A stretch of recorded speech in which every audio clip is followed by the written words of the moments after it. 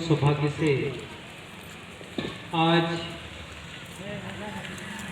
Ward number 57, 58 दोनों ward से मिलकर के सब कबीर साहब जी के जितने भी अनन्य अनुयायी हैं उनके माध्यम से आज सब गुरु कबीर साहब जी को याद कर रहे हैं। सब कबीर साहब जी के आज प्रार्थना के दिवस पर यह सत्संग, भजन एवं सात्विक यज्ञ चौका आरती का कार्यक्रम रखे। संचालक साहब जी के द्वारा मुझे कुछ कहने के लिए आदेश किए हैं, सो आदेश पालनार्थ 2 शब्द कहूँगा। और मैं अपने लिए कहूँगा, उसमें से यदि आप लोगों को लगे कि ये हमारे लायक भी है तो उसे आत्मसात कर लेंगे। मैं वो इसलिए कह रहा हूँ कि ये गांव पूरे कबीर पंथ से विचारों को आत्मसात करने वाला गांव है, अर्थात कबीर पंथियों का गांव है।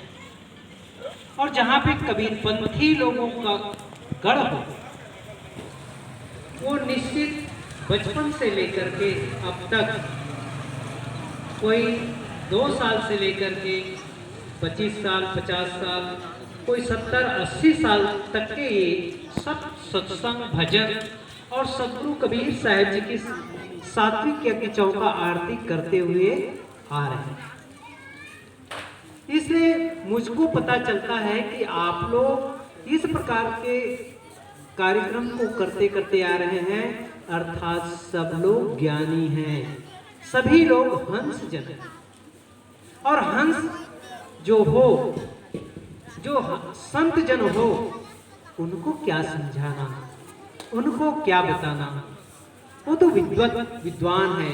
और विद्वान लोगों के पास कुछ बातें कहें वो बात छोटी और फीकी पड़ती है। इसलिए मैं अपने लिए कुछ कहूँगा, मेरी कुछ खामियां होगा उनके लिए कहूँगा, जिसे आपको यदि अच्छा लगे तो आत्मसात कर लेना। एक बार की बात है, इसी प्रकार से आगे आकर के बैठ जाइए, इधर आगे में जगह खाली है, आइए। कह रहे थे, सत्संग कर रहे थे। उस सत्संग स्थल में सदगुरु कबीर साहब जी से किसी ने प्रश्न किया।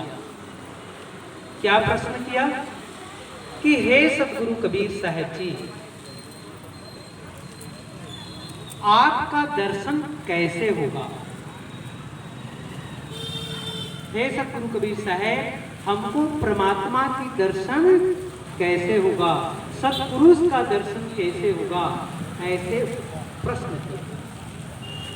तो सदगुरु कबीर साहब जी उनके प्रश्न को सुन करके कह रहे